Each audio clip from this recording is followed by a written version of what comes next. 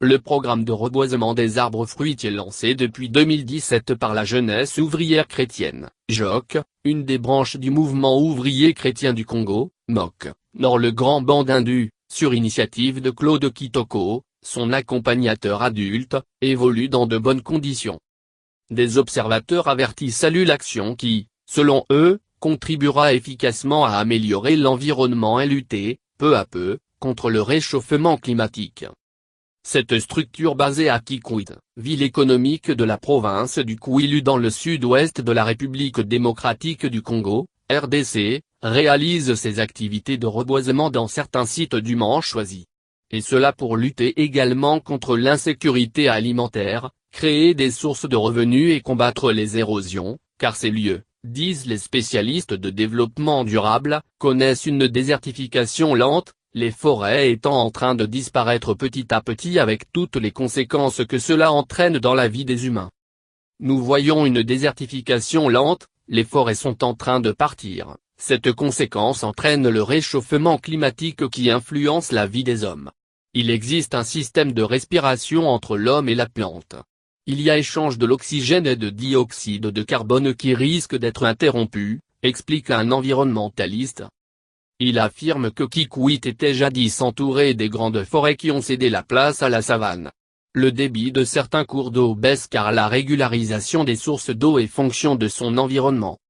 Selon lui, la population de cette partie du pays souffre de certaines carences en vitamines et protéines. C'est encore une partie des raisons qui justifient les actions de reboisement.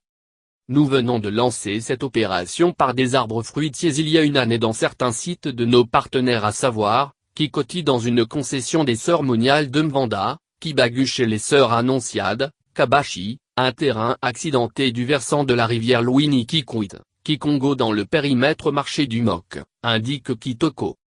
Il déclare que de 2017 jusqu'à ce jour, 2000 plantes constituées d'orangers, d'avocatiers, safoutiers et consorts ont été reboisées dans les sites précités. Plus de 500 pieds commercialisables, $1 le pied. 278 orangers à Kikoti, dans le territoire de Bulongu à 3 km de Kikwit, 260 avocatiers à Kibanhu dans la banlieue de Kikwit, 68 orangers, 10 avocatiers à Kabashi, etc. Il nous faut du temps et des moyens pour couvrir notre rayon d'action, ajoute-t-il. Une autre partie a été commercialisée pour permettre à la structure de se procurer des matériels pour la continuité de la pépinière. Contacté à ce sujet, Ambutaka Palais, animateur de l'économie sociale et responsable du secteur reboisement confirme que les feuilles de ces plantes enfouies dans le sol se transforment en humus, contribuent à limiter l'avancée des érosions en absorbant les eaux de ruissellement. Ces feuilles créent un microclimat en refroidissant le sol, en l'améliorant et participent au recyclage des éléments minéraux.